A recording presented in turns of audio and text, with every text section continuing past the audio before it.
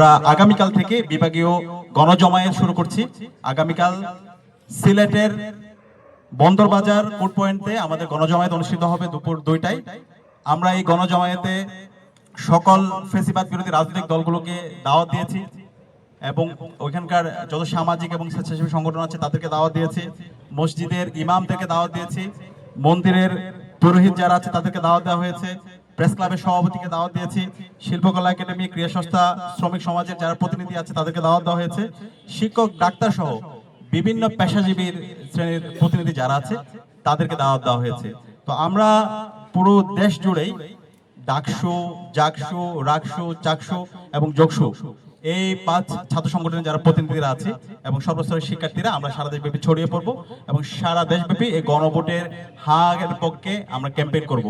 এই হা মানে বাংলাদেশ, হা মানে ইনসাফ, হা মানে নতুন রাজনৈতিক সংস্কৃতি বিনির্মাণ করা, হা মানে আর কখনো যেন বাংলাদেশ ফেসিবাদ ফিরে না আসে তার জন্য সুন্দর একটি রাজনৈতিক সংস্কৃতি বিনির্মাণ করা, বাংলাদেশের যে স্বাধীন প্রতিষ্ঠানগুলো আছে সেটাকে শক্তিশালী করা। তো সেই দায় থেকে আমরা মনে করি এই জুলাই বিপ্লবে শহীদদের আকাঙ্ক্ষা যদি আমরা পরিপূর্ণভাবে বাস্তবায়ন করতে চাই, জুলাইকে একটি পরিপূর্ণ বিপ্লবে রূপ দিতে চাই, তাহলে এই গণভোটে হাকে বিজয় করতে হবে। তো সেই দায় থেকে আমরা সেই গণ ক্যাম্পেইন শুরু করছি। কিন্তু আমরা খুবই হতাশ হচ্ছি, ইতিমধ্যে আমরা দেখতে পেয়েছি বাংলাদেশ জামাত ইসলামী, এনসিপি সহ 11 দলীয় জোট তাদের অবস্থান পরিষ্কার করেছে। তারা তাদের নির্বাচনী ক্যাম্পেইন যেখানেই করছে সেখানে তারা গণভোটে হায়ের পক্ষে ক্যাম্পেইন করছে। কিন্তু আমরা খুবই হতাশ হচ্ছি, বাংলাদেশের একটি রাজনৈতিক দল তারা নিজেদেরকে বড় দল দাবি করে, কিন্তু আমরা দেখতে পাচ্ছি তাদের এই ভুল পলিসির কারণে তারা দিনে দিনে ছোট দল হয়ে যাচ্ছে। তো এই ভুল পলিসি থেকে আপনারা বেরিয়ে আসেন।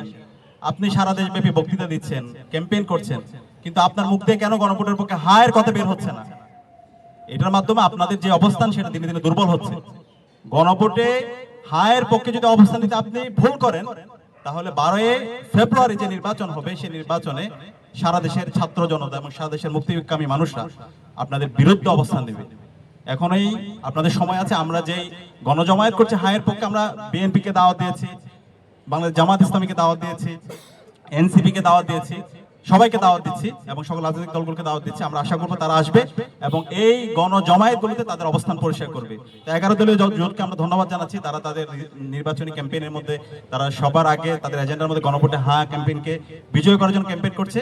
আমরা আশা করবো খুব দ্রুতই বিএনপি এবং তারেক রহমান তাদের অবস্থান পরিষ্কার করবে এবং ছাত্র জনতার পক্ষ থেকে আমরা সারা দেশের ছাত্র জনতাকে সাথে নিয়ে আমরা এই গণভোটে হাকে বিজয় করার জন্য আমাদের এই ক্যাম্পেইন জারি রাখবো।